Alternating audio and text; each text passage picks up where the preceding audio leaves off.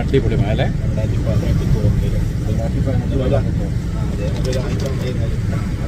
2018 കല്യാണം കഴിഞ്ഞിട്ട് പിന്നെ ഏകദേശം 2 ആഴ്ച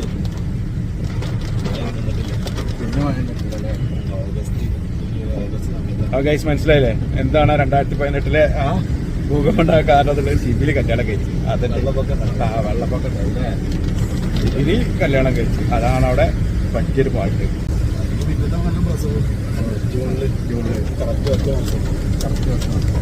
അതായത് വെള്ളപ്പൊക്കം പുറത്തേക്ക് കഴിയേണ്ടത്